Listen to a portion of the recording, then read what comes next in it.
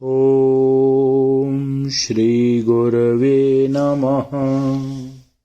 ॐ शान्तिः शान्तिः शान्तिः। गुरुर्ब्रह्मा गुरुर्विष्णु गुरुर्देवो महेश्वरः। गुरुर्साक्षात् परं ब्रह्म तस्मै श्रीगुरवे नमः। ॐ शान्तिः शान्तिः शान्तिः।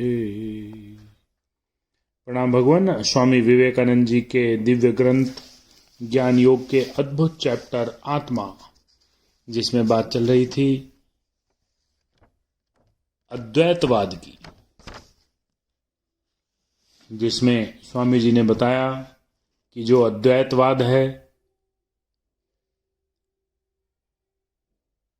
विश्व के किसी भी देश में दर्शन एवं धर्म के क्षेत्र में जो प्रगति हुई है, उसका चरमतम विकास एवं सुंदरतम पुष्प अद्वैतवाद है। उसी अद्वैतवाद की अगली कड़ी में स्वामी जी लिखते हैं, मैं सर्वव्यापी हूं, शाश्वत हूं, मैं जा ही कहां सकता हूं, मैं कहाँ नहीं हूं, मैं तो प्रकृति की पुस्तक को पढ़ रहा हूं, पृष्ठ पर पृष्ठ उलटता जा रहा हूं और जीवन का एक एक स्वप्न समाप्त होता जा रहा है। एक पन्ना पढ़ता हूं, एक स्वप्न समाप्त होता है और इसी तरह यह क्रम जारी है। जब सारी पुस्तक पढ़ डालूंगा तो उसे लेकर एक किनारे रख दूंगा।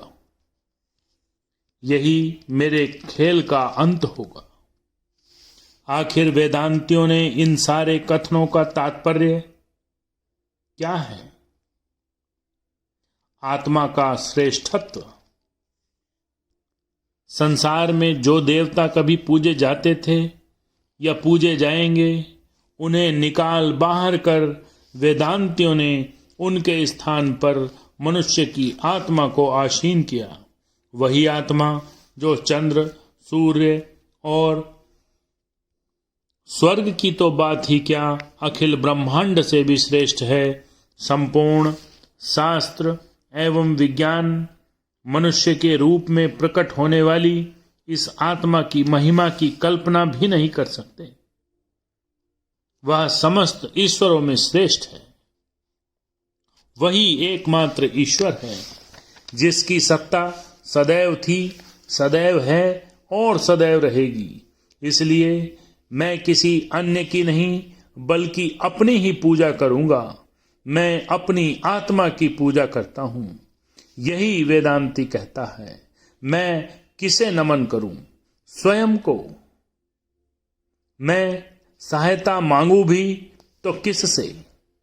कौन मुझ एकमात्र अपरिमेय सत्ता को सहायता देने वाला है? ये सब केवल भ्रम और स्वप्न है। कब किसने किसकी सहायता की है? कभी नहीं। अगर तुम द्वैतवाद में विश्वास करने वाले किसी कमजोर प्राणी को गिड़गिड़ाते और स्वर्ग की से सहायता की भीख मांगते देखो तो यही समझो कि वह व्यक्ति नहीं जानता कि स्वर्ग उसके भीतर ही है। यह ठीक है, उसकी याचना सार्थक भी होती है, उसे सहायता मिलती है, पर वह सहायता स्वर्ग से नहीं अपितु उसके अंदर से आती है। भ्रमवश वह यह समझ लेता है कि वह बाहर से आती है। एक उदाहरण लो। कोई रोगी है, उसे किवाड़ खटखटाने की आवाज सुनाई पड़ती है। वह जाकर किवाड़ खोलता है, पर उसे कोई नहीं दिखता। वह लौटकर आ जाता है, पर फिर खटखटाहट होती है और वह जाकर दरवाजा खोलता है, पर फिर कोई नहीं दिखाई देता। इस बार वह आकर सोता है तो पाता है कि वह खटखटाहट स्वयं उसके हृदय की धड़कन है। इसी तरह आदमी भ्रमवश अपने से बाहर विभिन्न देवताओं की तलाश में रहता है, पर जब उसके अज्ञान का चक्कर समाप्त होता है तो वह पुनः लौटकर अपनी आत्मा पर आ टिकता है। जिस ईश्वर की खोज में वह दर दर भटक रहा, वन प्रांतर तथा मस्जिद मंदिर को छानता रहा, जिसे वह स्वर्ग में बैठकर संसार पर शासन करने वाला मानता रहा, वह कोई अन्य नहीं बल्कि उसकी अपनी ही आत्मा है। वह मैं है और मैं ही जो आत्मा हूं, ब्रह्म हूं। मेरे इस तुच्छ मैं का कभी अस्तित्व ही नहीं रहा। बहुत ही सुंदर।